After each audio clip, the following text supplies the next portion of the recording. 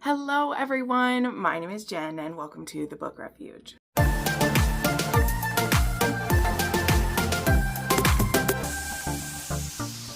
Hello friends, welcome to another recommendations video. Today we are doing a little taboo recommendations video, and it is one that I've done before, as a lot of the taboo recs are this time. This one is an age gap, which we love, and it is also dad's best friend and or parents' best friend, because I do have one that is a mom's best friend in here. So yeah, that one will be fun as well. I can't wait. It's a good one to pull up here. But yeah, this is one that was asked for by a viewer, and again, it is one that I've done before. I will link the previous one up here that I've done, but I realized that I've read enough of those recently that I could make a second video, and that's always fun to be able to provide more naughty little recs for you guys. So without further ado, we'll go ahead and get into this. As always, I do have some notes because some of these I read quite a while ago, and I want to be able to give you a quick little plot overview with each of it. So the first one I want to mention came out just a little while ago though, and that was Tell Me All Your Lies by Angel Anders. Now this is book 4 in the Carolina series, which is all kind of taboo romances, nothing like heavily taboo. And even this one, it is the adult daughter. Like, okay, they are all going to be adult daughters, by the way, but often when you're going to have an age gap like this, the woman's going to be pretty young, and in this case the heroine is actually in her 30s. And the hero, even though he's a dad's best friend, he's much younger than her dad. And so he ends up, I think, being like 12 years older than her, which I kind of liked, because I was like, this one isn't as much of a taboo thing then, because, well, I mean, it's not really taboo at all. And they're also kind of sort of co-workers slash rivals at the same time.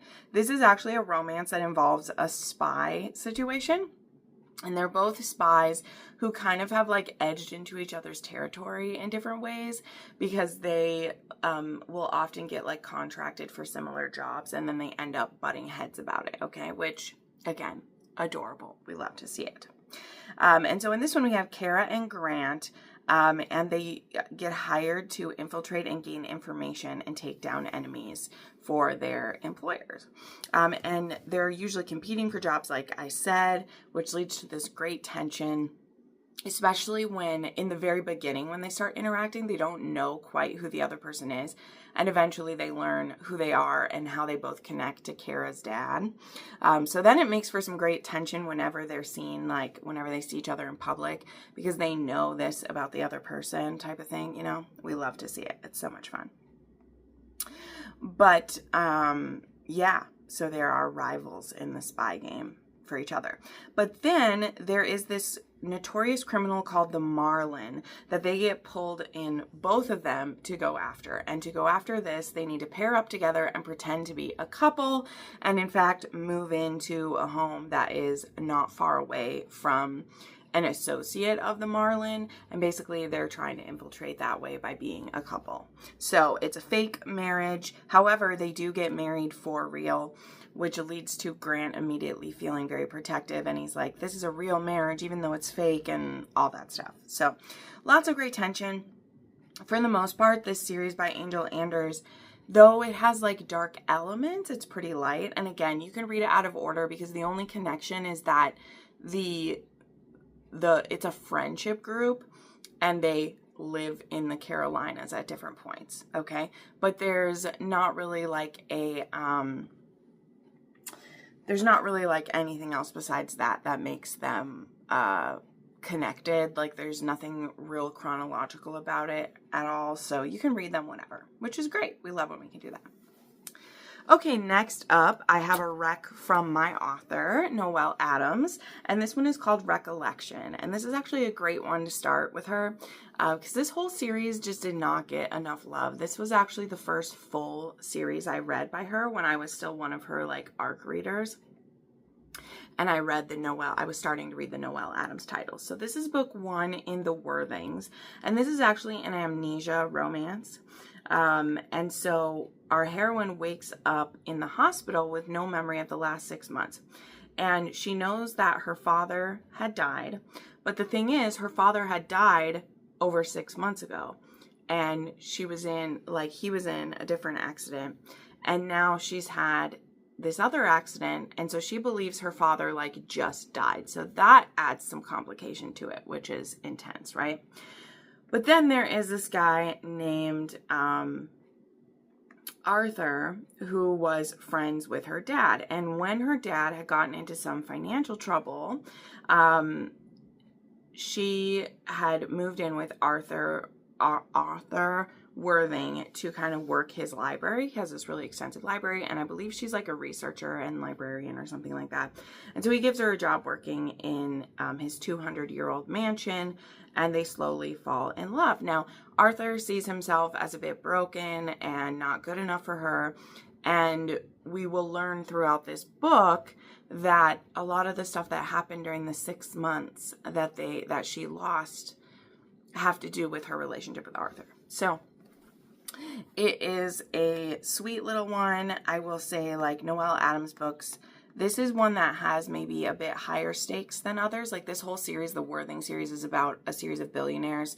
They're not necessarily siblings. They're like cousins, but they're all Worthings. So like this one is a like age gap, dad's best friend.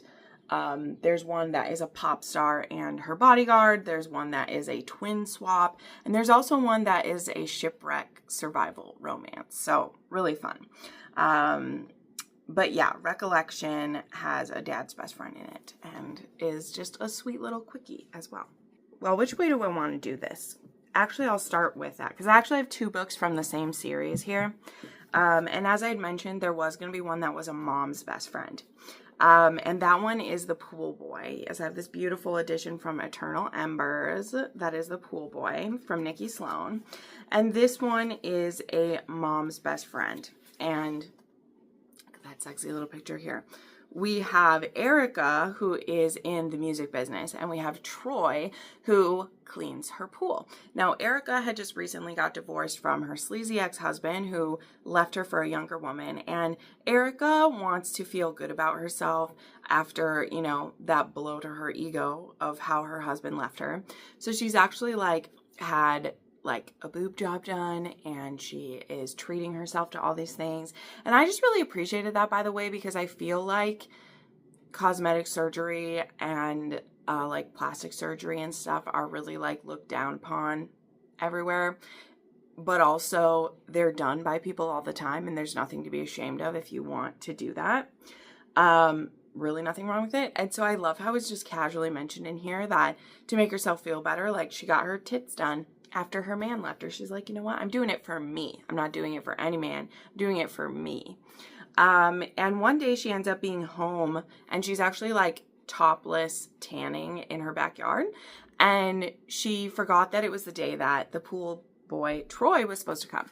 Now, as in boy, I believe Troy is like 22, 23, because I think he's out of college even. But this is her best friend's son, and that was how he got the job being a pool boy, and he's been doing this for quite a few years, right? And they then run across each other when she is topless sunbathing, and he comes to clean the pool, and there's this crazy chemistry between the two of them, and they then start kind of like purposely running into each other when he's cleaning the pool, and one thing leads to another, and they are banging in her backyard, and it's super hot. Also, what's great is that Troy is actually an aspiring musician as well, and so being with Erica actually gives him kind of an opportunity that he wouldn't have had otherwise.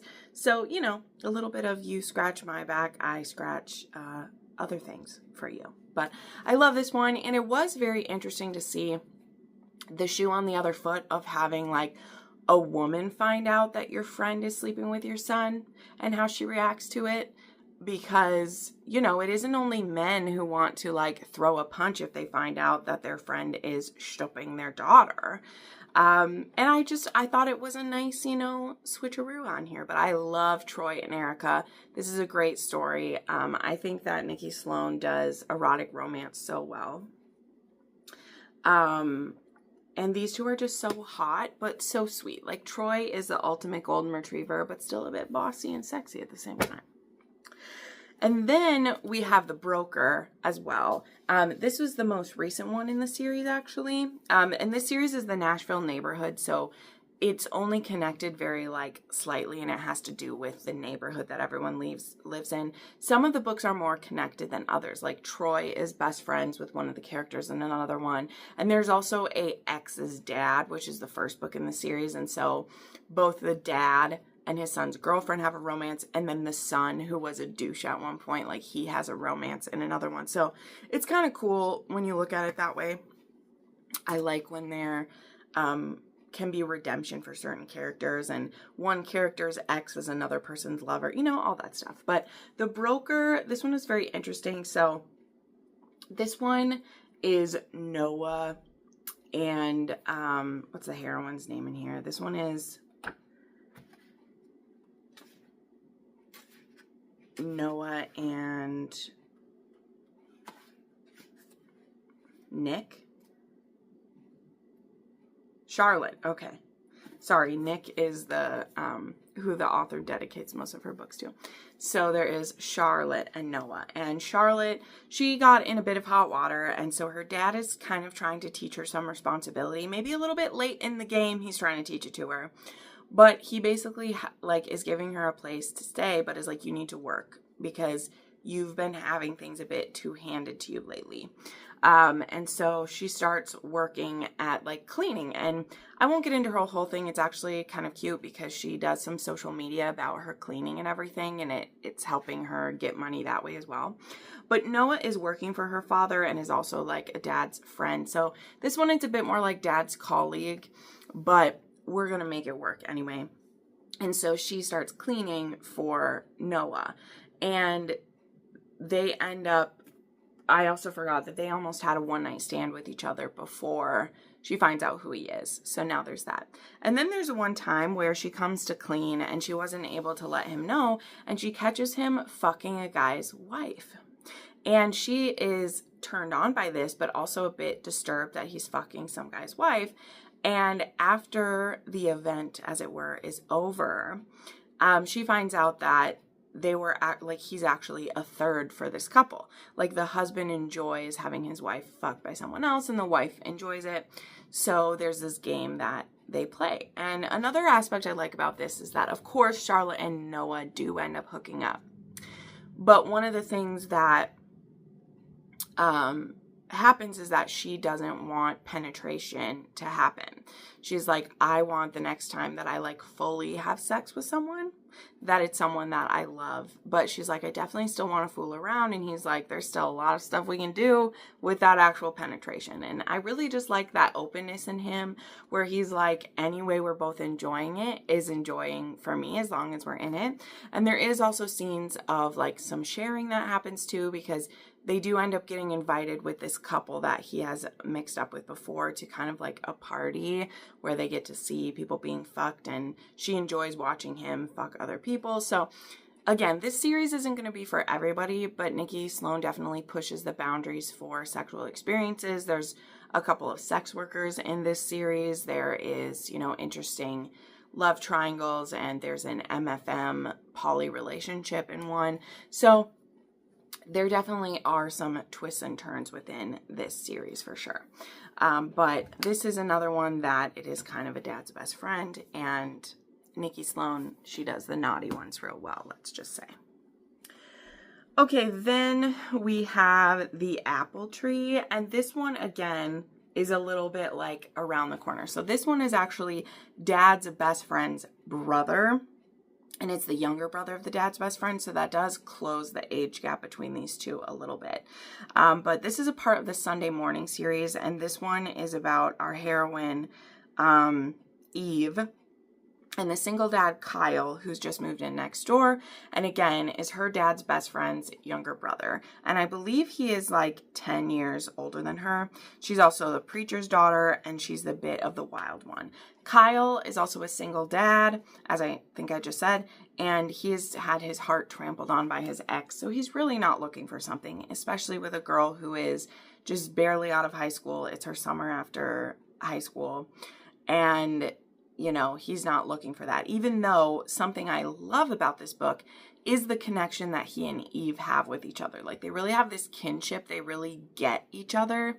And I really like that about the two of them a lot. I really do, how much they get each other. It's great.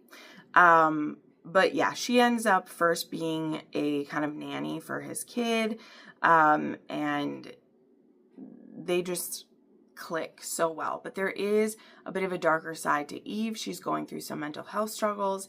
And it is very interesting watching how her and Kyle, like, Kyle wants to be there to support her, but he's also like, is it my place to tell her what I'm seeing and what seems dangerous? Like, there's just kind of this like back and forth for the both of them that I found very interesting, I will say. So yeah, I love this one. This one does have a lot of angst. Julianne does not make things easy on you, I will say that. But it's a really great series overall and just kind of different from some of the things we see, right? Okay, then we have another one that is a dad's best friend, but it is a woman. So this is another older woman one. And I think that this one just is really underrated. And I know it's not for everyone. Anytime it's an older woman, I know it's not going to be people's favorites.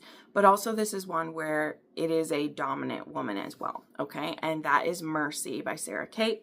So this one is about... I think this one isn't Eden. This is Maggie and Bo. Now, this is another case too of where Bo was the ex to the heroine in Praise. And Bo did kind of like fuck around and he actually like cheated on Charlotte and that. And he definitely was a bit of a punk and he gave his dad a hard time for like owning a sex club. And so there's just a lot of learning that Bo has to do. He's a bit of a brat. He's a bit of a snob to the whole kink thing. But one of his friends ends up like daring him to take kind of like the kink quiz that Salacious Players Club has. And so he ends up doing it and discovering that he is like a brat and that he might like being dominated. And he's just really baffled by that. And he's like, no way, this quiz doesn't know me. Like, that's not happening.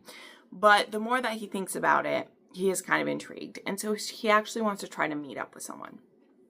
At the same time, we have Maggie, who, even being partial owners of it, she hasn't ever actually filled out the kink quiz, even though she's a partial owner of the club. For her, it's like a business investment, and she doesn't really like play as much as the other guys do.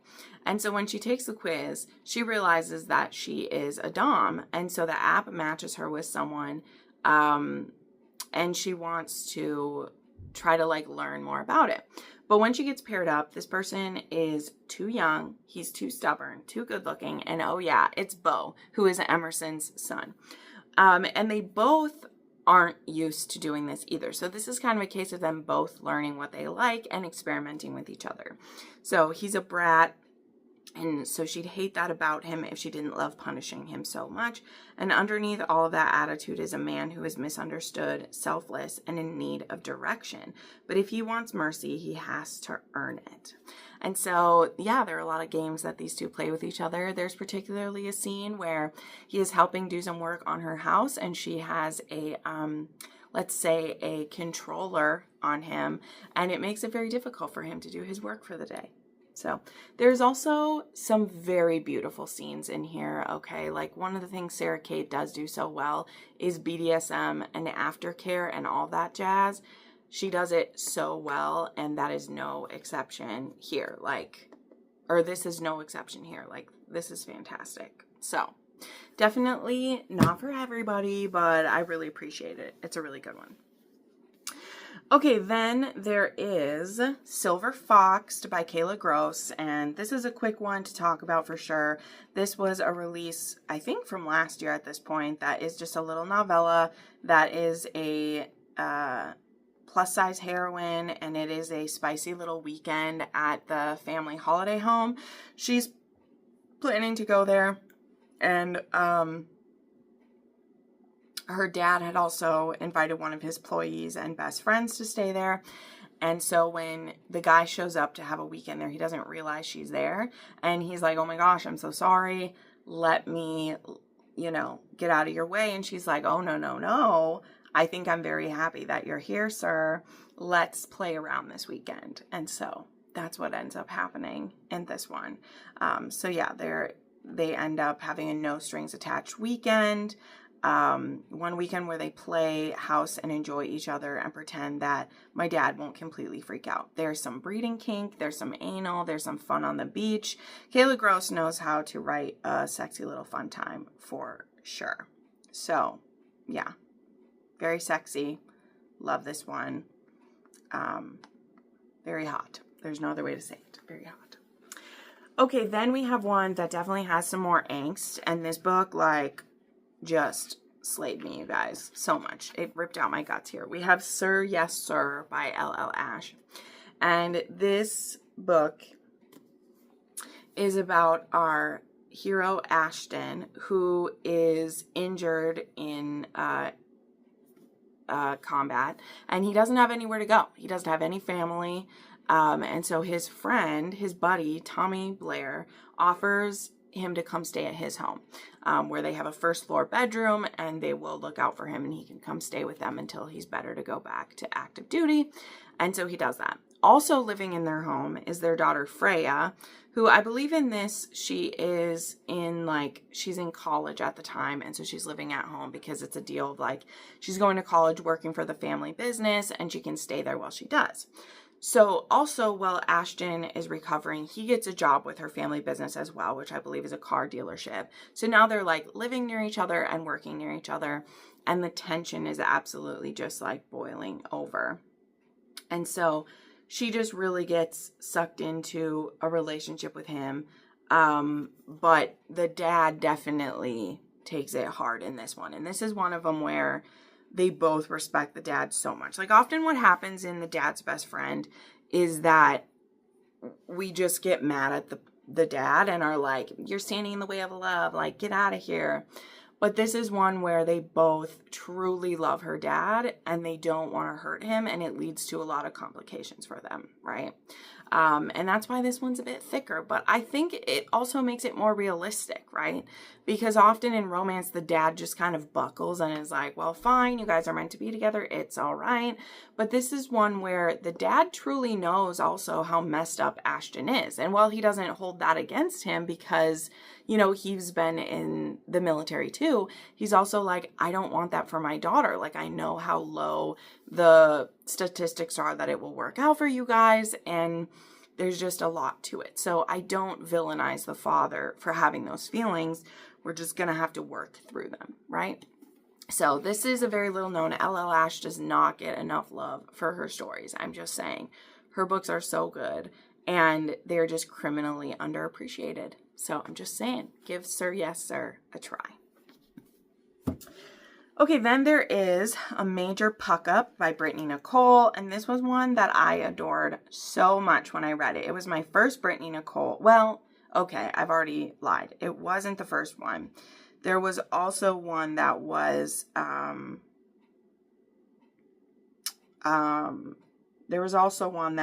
a like mafia one that I'd read before. But this was one, it is a part of the Revenge Games, and I actually started with this one because it just sounded so cute. Because this one is Millie, and she actually seduces her dad's best friend, or like on purpose. But she doesn't expect that they're going to have like such great sex. She really does it to kind of hurt her dad, because I believe from what the context clues are that her dad got with like her best friend.